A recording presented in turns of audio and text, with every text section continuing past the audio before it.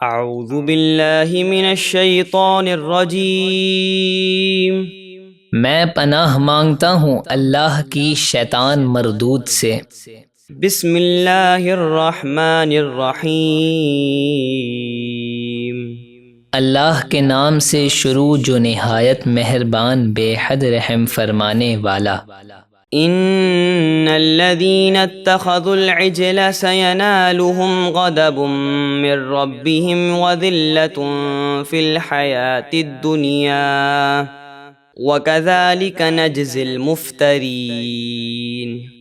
بے شک جن لوگوں نے بچھڑے کو معبود بنایا، عن قریب انہیں دنیا کی زندگی میں ان کے رب کا غضب اور ذلت پہنچے گی، اور ہم جھوٹ گھڑنے والوں کو اسی طرح سزا دیتے ہیں۔ والذین عملوا السیئات ثم تابوا من بعدها وآمنوا ان ربک من بعدها لغفور رحیم۔ اور جن لوگوں نے برے کام کیے پھر ان کے بعد توبہ کی اور ایمان لائے تو بے شک اس توبہ کے بعد آپ کا رب بہت بخشنے والا نہایت مہربان ہے۔ وَلَمَّا سَكَتَ عَن مُوسَى الْغَضَبُ أَخَذَ الْأَلْوَاحَ وَفِي نُسْخَتِهَا هُدًى وَرَحْمَةٌ لِّلَّذِينَ هُمْ لِرَبِّهِمْ يَرْهَبُونَ۔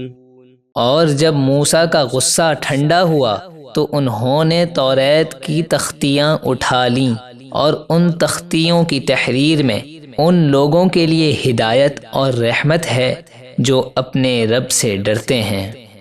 واختار موسى قومه 70 رجلا لميقاتنا فلما أخذتهم الرجفة قال رب لو شئت أهلكتهم من قبل وإياي أتهلكنا بما فعل السفهاء منا إن هي إلا فتنتك تدل بها من تشاء وتهدي من تشاء أنت ولينا فاغفر لنا وارحمنا وأنت خير الغافرين۔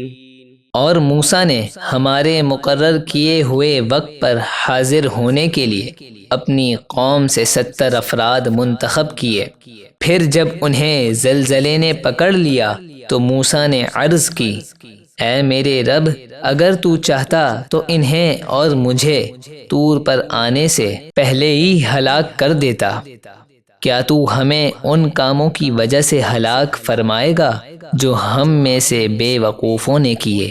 یہ تو صرف تیری آزمائش ہے، اس کے ذریعے تو جسے چاہے اس کی کم عقلی کے سبب گمراہ کر دے اور جسے چاہے ہدایت دے۔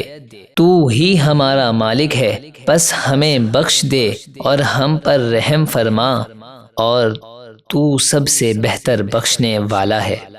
واكتب لنا في هذه الدنيا حسنة وفي الآخرة إنا هدنا إليك قال عذابي أصيب به من أشاء ورحمتي وسعت كل شيء فسأكتبها للذين يتقون ويؤتون الزكاة والذين هم بآياتنا يؤمنون۔ اور ہمارے لیے اس دنیا میں اور آخرت میں بھلائی لکھ دے، بے شک ہم تیری طرف رجوع لائے۔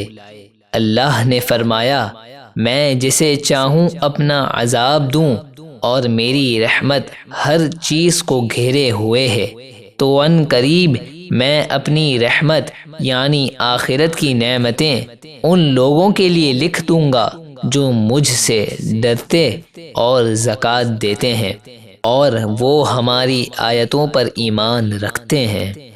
الذين يتبعون الرسول النبي الأمي الذي يجدونه مكتوبا عندهم في التوراة والإنجيل يأمرهم بالمعروف وينهاهم عن المنكر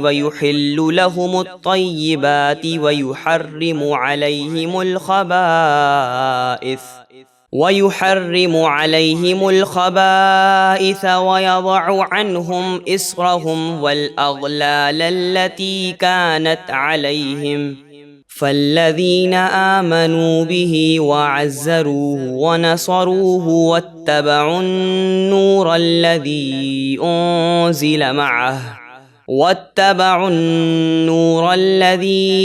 أنزل معه أولئك هم المفلحون۔